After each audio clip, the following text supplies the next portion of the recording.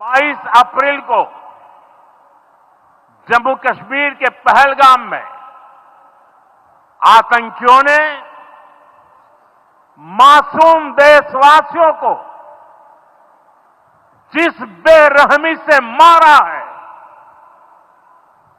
उससे पूरा देश व्यथित है। कोटि कोटि देशवासी दुखी हैं। सभी पीड़ित परिवारों के इस दुख में पूरा देश उनके साथ खड़ा है। जिन परिवारजनों का अभी इलाज चल रहा है, वे जल्द स्वस्थ हो, इसके लिए भी सरकार हर प्रयास कर रही है।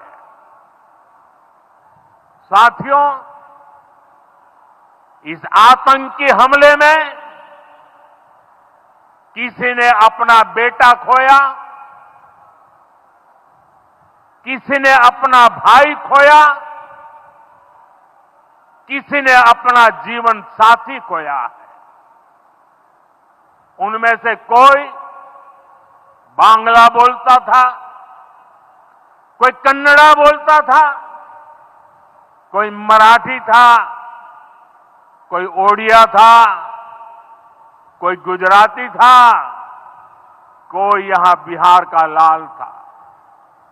आज उन सभी की मृत्यु पर करगिल से कन्याकुमारी तक हमारा दुख एक जैसा है, हमारा आक्रोश एक जैसा है।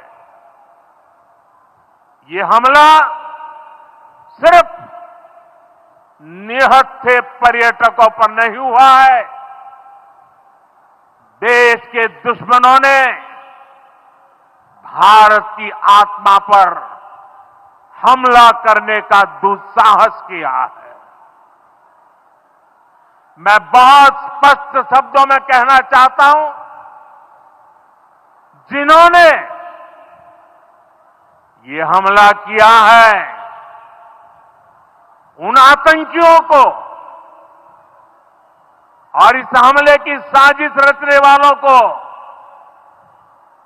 उनकी कल्पना से भी बड़ी सजा मिलेगी। सजा मिलकर के रहेगी। अब आतंकियों की बची खुची जमीन को भी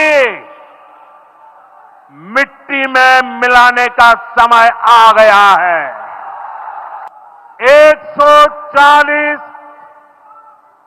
140 करोड़ भारतीयों की इच्छा शक्ति अब आतंकी आकाओं की कमर तोड़ कर रहेगी।